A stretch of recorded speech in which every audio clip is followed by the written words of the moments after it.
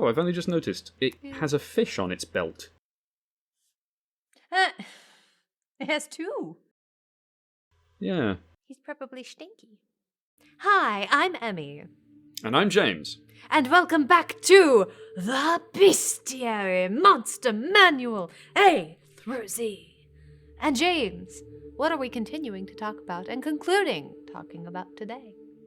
It's the last of the Genies. It's going to make you all kinds of damp and soggy. It's The Married. It sounds so unpleasant. It would be. It would, although these guys aren't largely pleasant nor unpleasant. They're just kind of odd. The Married is the water genie, and they are our only traditionally neutral genie. They're chaotic neutral as a general rule, and they're weird. They're just kind of weird. They are a bit weird. Like, they follow a lot of the kind of conventions of genies, but also defy a lot of them at the same time. From the elemental plane of water, described as the most wondrous of genie kind, residing in castles and fortresses made of coral.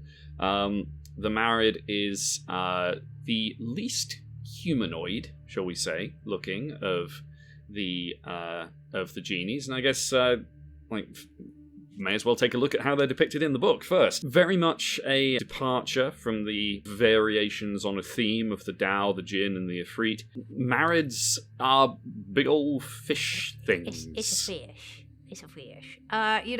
Calling them the least human is really kind of burying the lead a little bit on it's just a giant fish with hands. The art on this, it's very emotive, considering that when you usually think of fish, you kind of think of this sort of dead eyes, non-expressive face. There's a little bit of a reptilian nature in there with the scales and the way the hands are shaped, something almost somewhere between reptile and frog and fish, all kind of combined in there.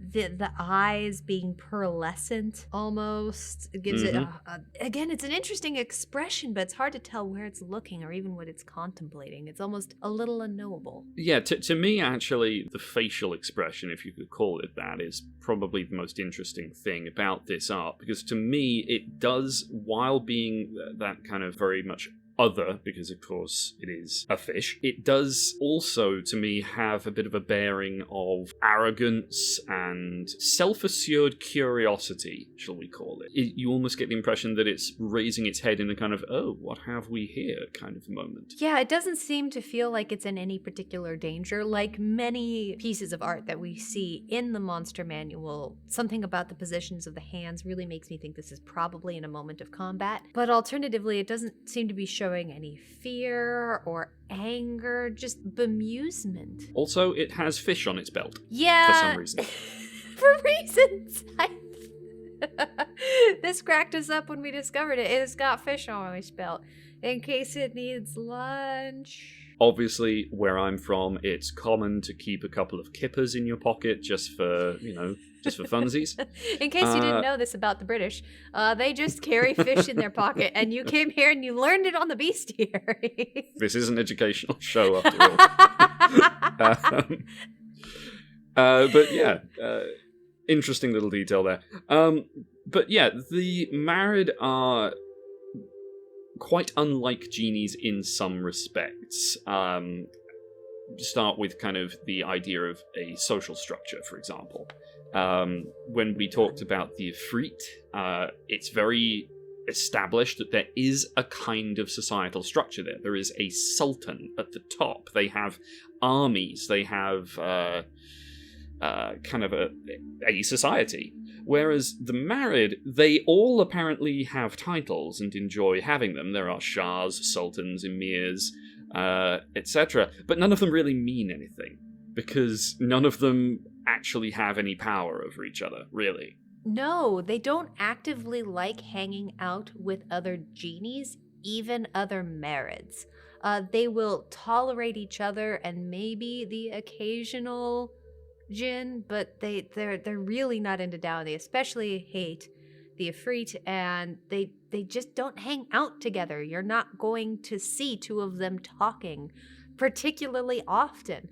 They, much like Beholders was the immediate one that came to mind, they generally believe themselves to be the best example of genie kind. And so hanging out with someone else would be in many ways belittling to themselves. They're above it.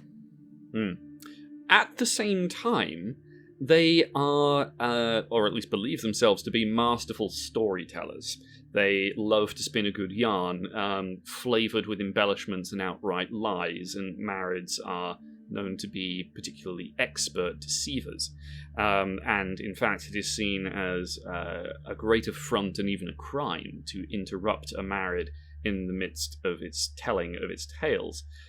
So that kind of self-possession, clearly loving the sound of its own voice, is a very defining character trait for these guys. Yes, they will visit a mild form of vengeance, or perhaps even just extreme inconvenience upon being interrupted, which brings up the fact that, honestly, looking at the stats of this guy and the spells it can cast and the lore, I generally think the Marid of all the genies is probably the one you are least likely to have a long and bitter encounter with. It might fight you, but it also might just leave. Most of its spells, gaseous form, water walk, those things are really used to just kind of leave. It can detect magic, detect good and evil, so it'll know you're coming. But they're not particularly aggressive. If you've stolen something from it or offended it in some way, it might be mad at you, mad enough to fight you, but I think you'd really have to try for this guy. They are, as you were saying, James, practiced liars. I don't know that I'd want to wish from this one, because they really, I think, again, whether or not they're trying to fight you or provide a wish for you, I think they're far more interested in maybe just messing up your day or teaching you some weirdly conceived lesson it thinks is important. Yeah, there's even actually a little bit of lore that comes with the entry on Marids. Tells the story of a halfling who wished for immortality from a Marid, and so the Marid turned him into a fish that then flopped around and promptly expired. You think, well, how does that grant immortality? Well, the story has been told for a very, very long time, so in a way, that halfling got his wish. But it's that kind of typical sort of ironic fulfillment of wishes that genies can be known for. Also, as a little side note, that story actually mentions the City of Sigil, which is always something that gives me enjoyment, because it's from the Planescape setting, or place at least, which I'm a big fan of.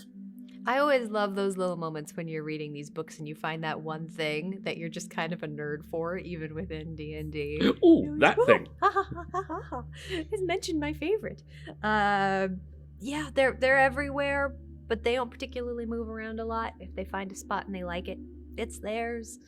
They're most likely on the plane of water. They're just odd.